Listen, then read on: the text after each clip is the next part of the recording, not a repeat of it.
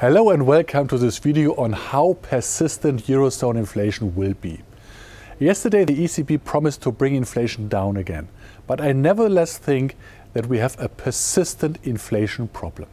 First, energy companies are far from having fully passed on the massive increase in energy production costs onto their customers.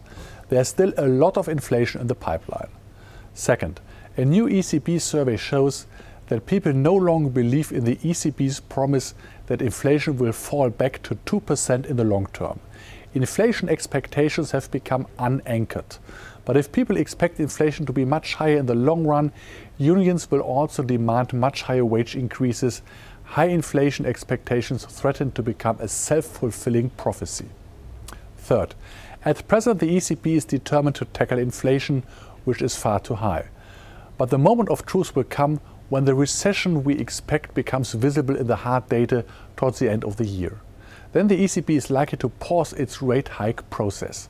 But even without such a pause, the ECB is likely to stick to its loose monetary policy for too long.